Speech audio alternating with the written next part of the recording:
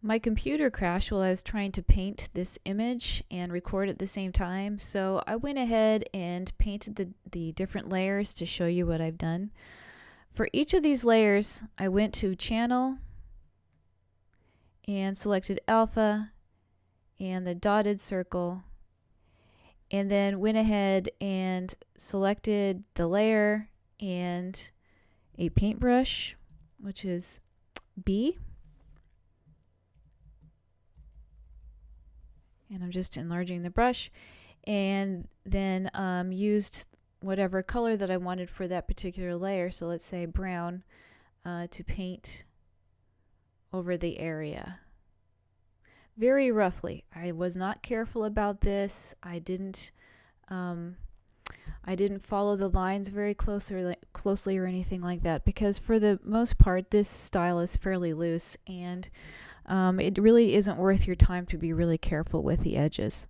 So I'm just going to go backwards on this because I don't need that extra layer. And I'll show you very briefly the layers that I added. So I started with the warm brown and added green to the trees, and then also some areas in among the rocks so that the background and the foreground would have some relationship to each other. And here are some more colors that I've added.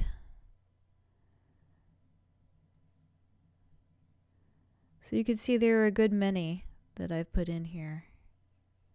And this is essentially what I ended up with.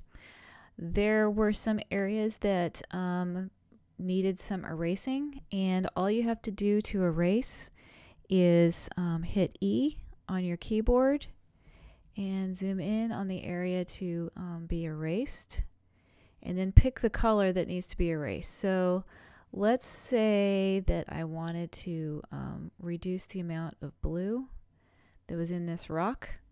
So I know that was from my sky layer, and I am going to pick a soft brush and reduce the flow, which will allow me to erase more slowly so I can be more careful about what I'm doing. And then you just go over this area and gradually wear it away. If you wanted a sharp line, using a much higher flow, like at 100%, would be a better idea. So let's say I wanted to erase right here. See, that got rid of all of that blue.